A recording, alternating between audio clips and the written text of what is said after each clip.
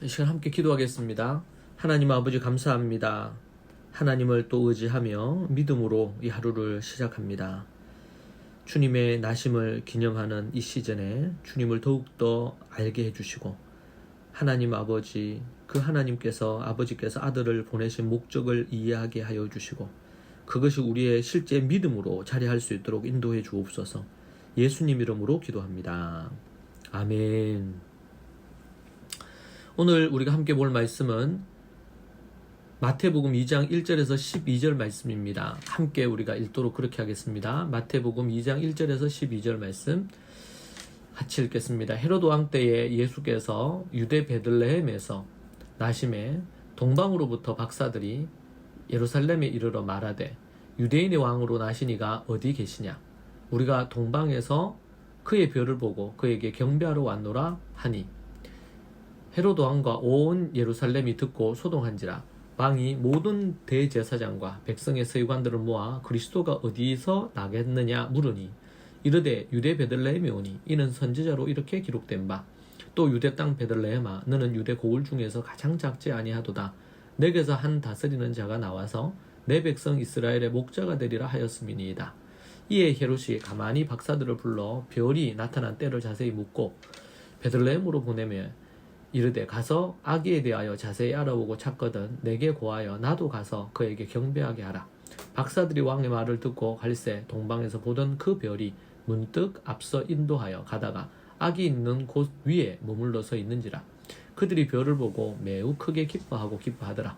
집에 들어가 아기와 그의 어머니 마리아가 함께 있는 것을 보고 엎드려 아기께 경배하고 보배압을 열어 황금과 유향과 모략을 예물로 드리니라.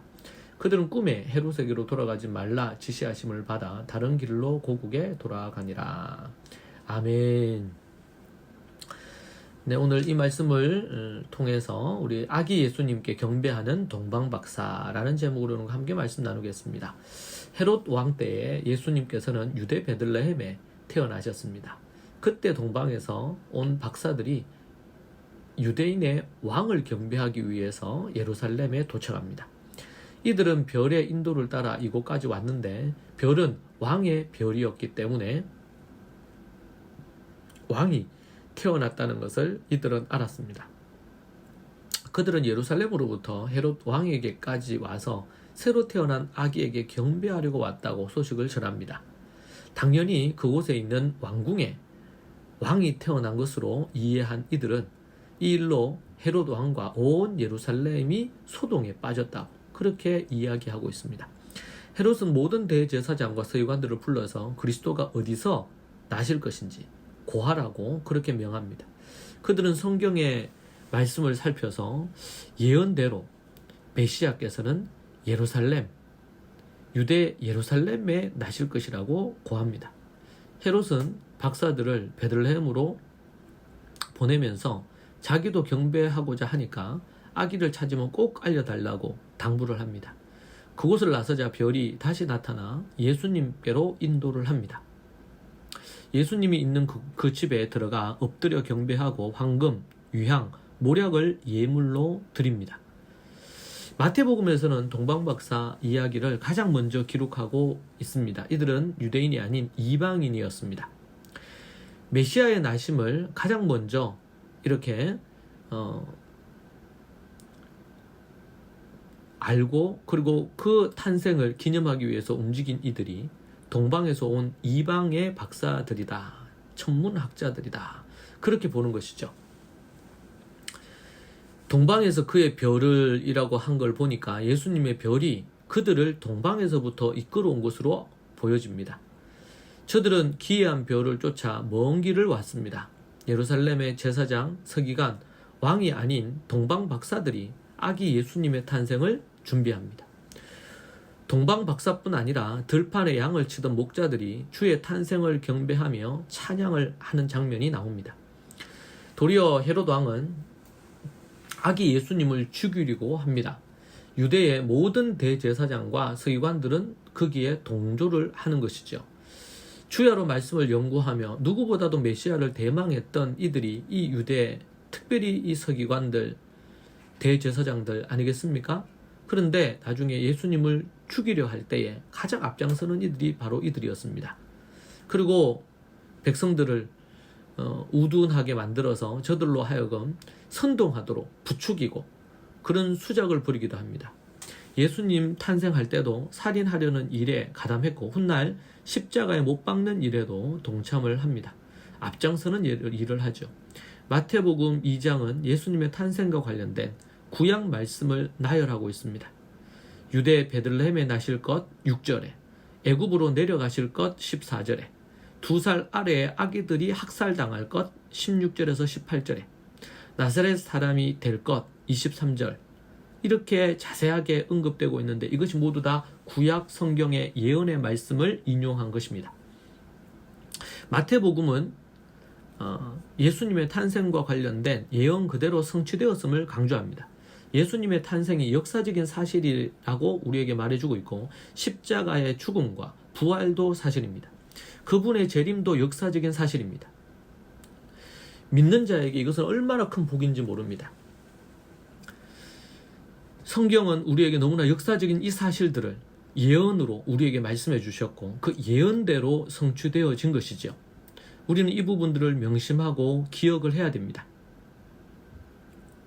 더 나아가서 여전히 이 악한 어둠의 세력 사단은 이 헤롯 왕을 부추기고 그렇게 해서 예수님을 죽이려고 하고 예수님을 죽일 수 없게 되자 그 동네에 있는 그때를 기점으로 해서 모든 아이들을 죽여버리는 영아 학살의 그런 참혹한 짓을 합니다. 왜 그렇습니까? 자신의 자리 때문에 그렇습니다. 자신의 왕좌를 잃어버릴까 두려웠습니다.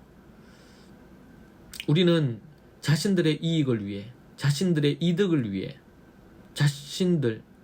개인뿐만 아니라 자신들의 집안과 가족과 가문을 위해서라면 이러한 메시아를 죽이는 그 일에 앞장서는 것입니다. 그리고 정말 수많은 어린아이들을 죽여버리는 그 대학살에 이 악한 짓을 하는 것이죠. 지금 이 세상에서는 때로는 자신의 정치적인 이유 때문에, 욕망 때문에 죄 없는 사람들을 가두거나 또 학대하거나 죽이는 일들이 있습니다. 이 북녘 땅에만 해도 예수님을 믿는 자들을 죽이거나 아니면은 또 자신의 뜻에 반한다고 해서 자유가 없이, 자유로운 언론의 그 표현이 없이 학살하거나 암살하거나 죽여버리는 일들이 있습니다. 이 얼마나 정말 참혹하고 안타까운 일입니까? 하나님이 그 의로운 사람들의 피를 주님께서 외면치 않으신다는 사실을 기억해야 됩니다. 우리는 이 하나님의 말씀을 통해서 이 시대를 볼 수 있는 눈이 필요합니다. 아기 예수님께 경배하는 동방 박사들처럼 우리도 하나님께서 우리에게 그러한 부분을 깨닫게 하시고 말씀해 주셔서 재림의 주님을 기다리고 재림하실 주님을 고대하며 믿음으로 살아가는 우리가 되기를 소망합니다. 정말 하나님의 인도하심을 따라 그렇게 했던 것처럼 또 성경의 말씀대로 예언된 대로 오신 예수님을 믿는 믿음처럼 하나님 앞에 그렇게 우리가 서게 되기를 소망합니다. 함께 기도하겠습니다. 하나님 아버지 감사합니다. 정말 예수님을 우리가 믿고 또 예수님이 탄생하실 때 정치적인 이권을 위해서 자신의 자리를 위하여 또 이스라엘 백성들은 자신의 원하는 바를 얻기 위하여 예수님을 십자가에 못 박고 죽이는 일들이 있었습니다. 모두 다 왕부터 대제사장, 서기관, 바리새인들, 이스라엘 모든 백성들 그들의 자신의 이권과 정치적인 야욕과 권력의 눈먼 그 모든 것들로 인해 예수님을 십자가에 못 박고 죽였습니다.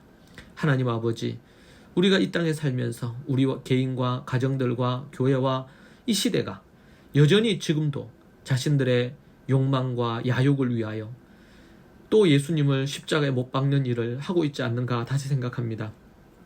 날마다 우리 자신을 내려놓고 주님의 뜻에 순종하며 믿음으로서는 모든 식구들이 될 수 있도록 도와주시고 인도하여 주옵소서. 아버지 하나님께서 역사하시며 인도해 주시기를 소망합니다. 주께서 붙들어 주시옵소서. 예수님 이름으로 기도합니다. 아멘.